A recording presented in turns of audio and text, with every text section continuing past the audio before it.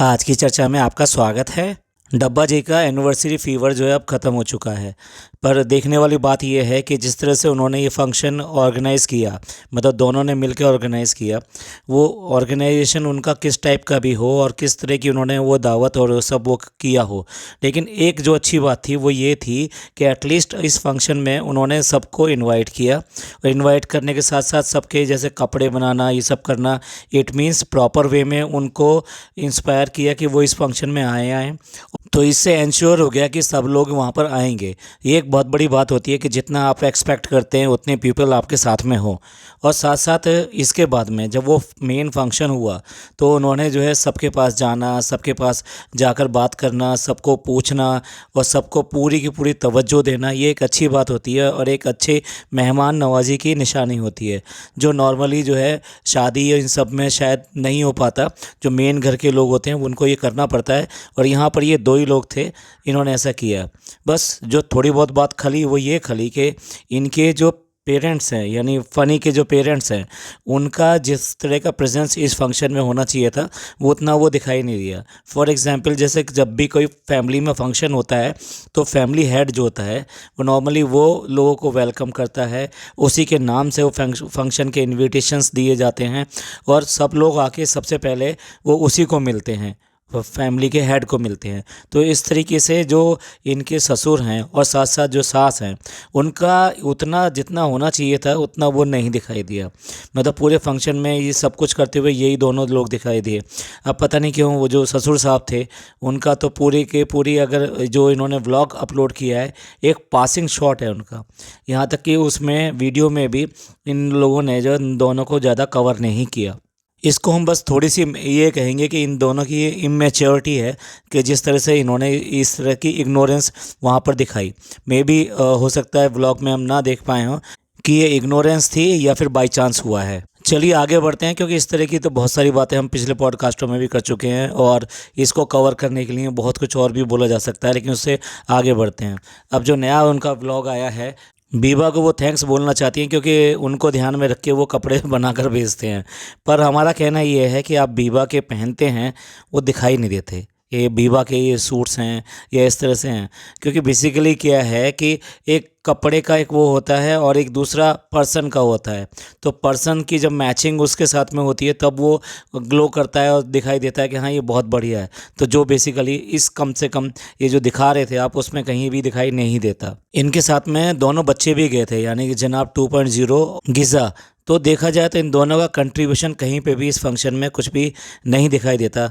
जनाब 2.0 जो हैं वो तो अपने ब्रांडेड कपड़े, खाने और इन सब में बिज़ी थे, और साथ साथ अब अगले दिन भी हो गया तब भी वो ना जाने क्यों दिन में, और वो भी ऐसे टाइम पे अपने एक्सरसाइज करने पे लग रहे हैं, मूवी देख रहे हैं और उसके अलावा खा पी रहे हैं। तो कुल मिला के ये है कि कहीं पे भी वो मैच्योरिटी साइन वो दिखाई नहीं दे रहा और पूरी तरीके से उस तरफ जा रहे हैं। और गिज़ा जो है वो अपना एक पैटर्न जो होता है ना ड्रेस का, उससे वो बाहर ही नहीं निकलती।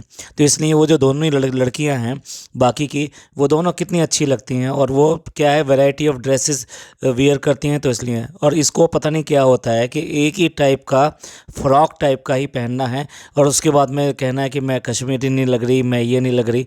कुल मिला के ये है कि पता नहीं क्यों इन लोगों का माइंड कुछ सेट अलग लगता है। बिल्कुल एक नॉर्मल तरीके से दोनों बच्चे बिहेव ही नहीं करते, ना ही वो अपने जो दादा दादी और इन सब की जो बातें थी उसमें कहीं को उनका कंट्रीब्यूशन या फिर कहिए कि उनका ये लगाव अपनी दादी से। जबकि देखा जाए तो दादी इतने प्यार से हाथ फेर रही थी, वो चाहे कैसी भी परिस्थितियां क्यों ना रही हों, लेकिन फिर भी उनका कहीं ना कहीं अपने बच्चों के साथ में ये अटैचमेंट और ये सब है। इसी से बात याद आती है कि यतीमों की बात हुई है, तो उन्होंने जो है खाना किया है यतीमों का, यतीम बच्चों का। और उसके लिए जो है ये कहना है कि दादा दादी जो है उनके लिए किया है, और जो भी और बड़े बुजुर्ग जो उनके गुजर गए हैं उनके लिए वो उन बच्चों को बुला के यतीम बच्चों को खाना खिला रहे हैं। तो अब देखिए आप, जो वो मर गए हैं तो उनके लिए खाना खिला रहे हैं, ये सब कर रहे हैं, लेकिन जब वो ज़िंदा थे तब आपने किस किस तरह से किया, क्या किया, गया, ये किसी से छुपा हुआ नहीं है। आप इस तरह से सिर्फ व्लॉग के लिए ये सब दिखाकर ये करना चाहें कि भाई हमने आके मौधा में इस तरह से कर दिया, तो वो एक गलत चीज़ है।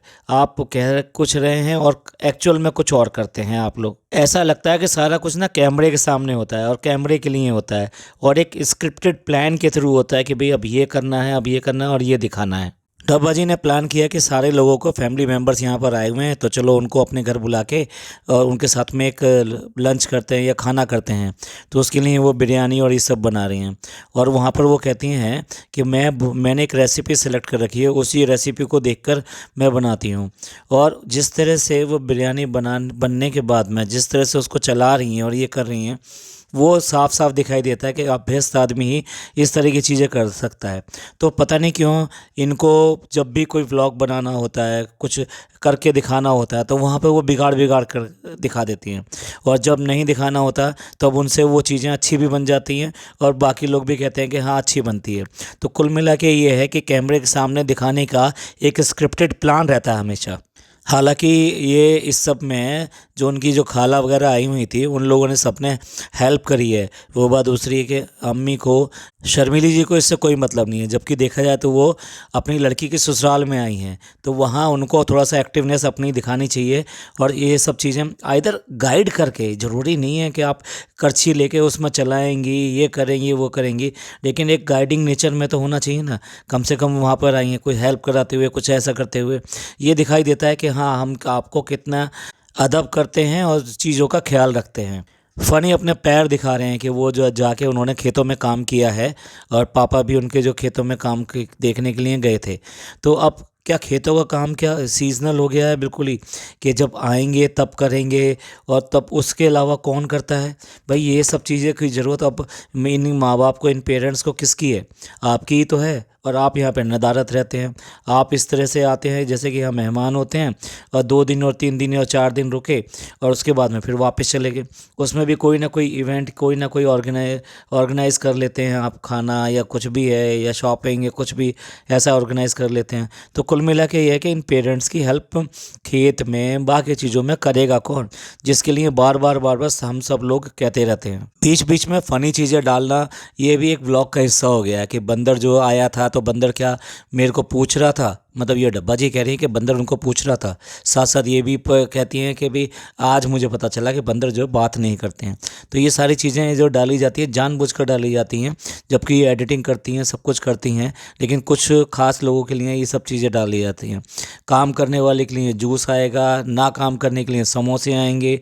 ये सारी ऐसी बातें हैं कि वो जानबूझकर ये सब चीज़ें ऐसा करती हैं। कहने को तो ये अपनी भाभी की जो है कॉपी करने की और उनसे कंपटीशन करने की ये सब कोशिश करती हैं, लेकिन खाना खाने का तरीका जो है ना वो अभी भी वही है। आप ठीक है नीचे बैठे खा रहे हैं, दस्तरखान पे खा रहे हैं, ठीक है, लेकिन उसके साथ में पूरा भगोना जिसमें आप वो सब्जियां ये सब चीज़ें बनाते हैं या बिरयानी बनाई थी, वो सारा बीच में रख कर बैठेंगे और उसके बाद में सबको करेंगे। एक सर्व करने का तरीका होता है। आप दावत कर रहे हैं, आप किसी को बुला रहे हैं घर पर, तो आप ऐसा नहीं कर सकते। आपको पहले जो है डोंगे में, इन सब चीज़ों में निकालना चाहिए, उसके बाद में ये सबको सर्व करने के लिए कहना चाहिए। तो कुल मिला के ये है कि एक तरीका होता है कि किस तरह की दावत आप कर रहे हो। वो सब चीज़ें बिल्कुल है नहीं, मैनर्स और जो किसी कल्चर वाली बात कहते हैं ना, वो सब गायब रहती है हमेशा। और लास्ट में तो हद ही कर दिया कि जब आप जो है ड्राइविंग जो है करने बैठ गए, पहले आप मना कर रहे थे कि भाई नहीं हो पाएगी, फिर बाद में आप ड्राइविंग सीट पर बैठ जाते हैं, सारे बच्चे बैठे हुए हैं।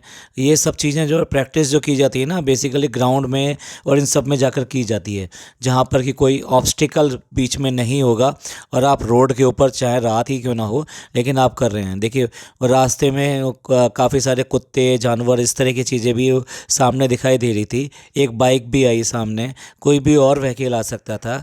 दूसरी बात ये, आप उसको ऐसा मजाक समझ रहे हैं कि आप ऐसा स्पीड में लेकर चल रहे हैं। पहले आपका कॉन्फिडेंस इतना कि भाई मैं तो चलाऊंगी, उसके बाद में आप इस तरह से करते हैं। सारे बच्चे सब लोग मना कर रहे हैं, आखिरकार रास्ता भी आप अपना चूज़ करना चाहते हैं। मतलब कितने लोगों की सेफ्टी से, आप कोई रेगुलर ड्राइवर तो है नहीं। जब आप प्रैक्टिस कर रहे हैं तो प्रैक्टिस जो है तरीके से की जाती है। और फिर वही हुआ, एक क्वार्टर पर आकर आप फंस गए, और अगर फ़नी ने हैंड ब्रेक नहीं लगाया होता और एकदम से वो स्टीयरिंग को ना घुमाया होता तो शायद नाले में गिर गए होते। और नाले में गिरने के बाद में क्या होता, वो तो फ़नी ने बिल्कुल अच्छी तरीके से बता दिया। और उस पर भी मुंह इतना बड़ा फुलाकर आप जो है बैठ जाते हैं, ठीक है मैं आज के बाद में नहीं करूँगी। और उसके बाद में बच्चों को हिदायत दी जाती है कि घर पे किसी को बताना मत। तो कुल मिला के ये है कि आपने ड्राइविंग को भी क्या मजाक समझ रखा है। आप एक्सीलेटर दबा दिया आपने अचानक ही, जबकि वहाँ पे आपको ब्रेक अप्लाई करना चाहिए था। ब्रेक के साथ साथ एक्सीलेटर दबाएंगे तो कहाँ से काम होगा।